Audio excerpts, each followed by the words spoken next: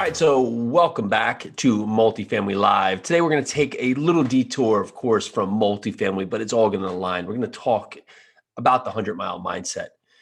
So many times in our life, we put our emphasis on the goal, right? Where we want to be and where we just have to be, and that's going to be the pinnacle of our life, and that's going to be just allow us to have all that we want.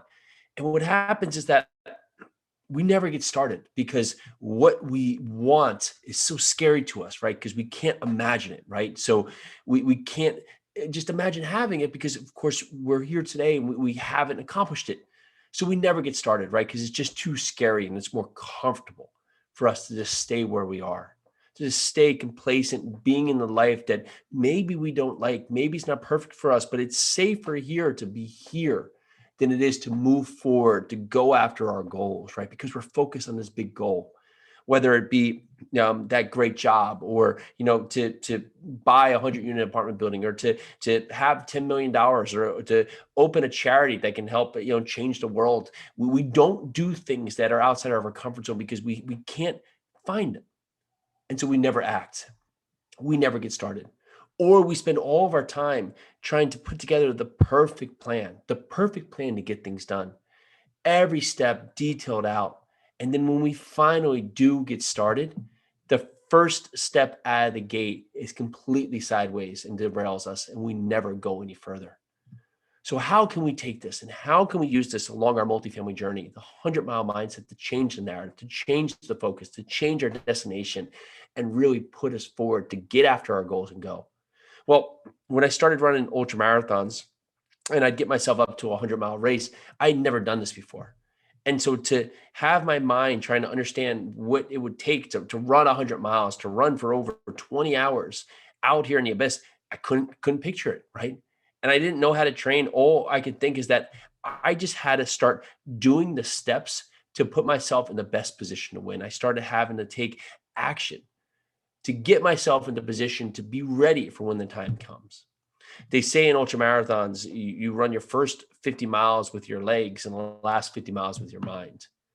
But in most of our lives and most of our goals, that's what it is, right? So the first 50% of what we're going after is all heart, emotion, but then it's mental. That really gets us to that goal, because when times get tough, when things are not aligned, when things are not perfect, when you're not in the ideal situation, can your mind be ready for you to move forward? So what I found is that when running these long races, I don't focus on the end goal, right? Because my mind would be like, oh, I don't know what that is. That's too far. And it would give me every reason to stop and not take action. I have to just focus on that first goal.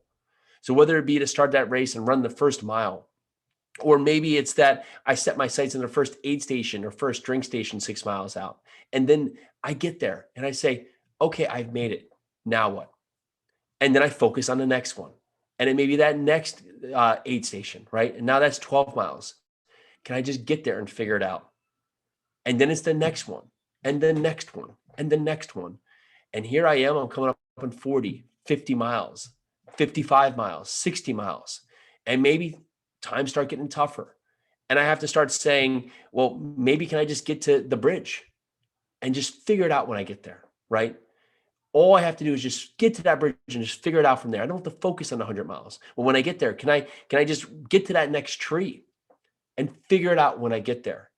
And can I maybe just run another 200 steps and just figure it out when I get there? And when we do this, we keep ourselves moving forward because we're creating actionable, winnable traits. Don't even know if winnable is a word, but areas that we can accomplish to show our mind that we can do it, and then figure it out the next day. And with your goals, with your dreams, with your big ideas, when you try to take on the whole thing at once, what happens? Things explode, right? Things don't go right. And so you carry forward to get yourself to that next point, just to give yourself the option to have the ability to go after it another day. And so as I get to that tree and I focus on that next tree and then that next bridge and that next aid station and that next tree, and then lo and behold, there's the finish line.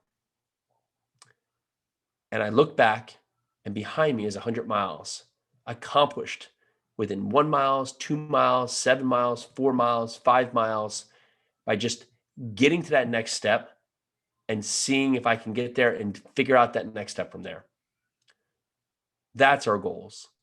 The 100-mile mindset is understanding that each mile is its own testament to what you can accomplish, not the 100 miles overall.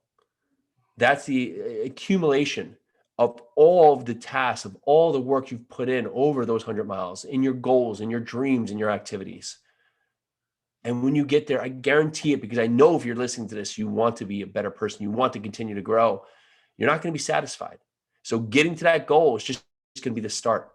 So focus on the journey. Focus on the steps at hand. Create winning actions that you can take on, that you can figure out, that you can give yourself that next step to get closer to your goal. Because when you get to your goal, you're not going to stop. You're going to say, what's next?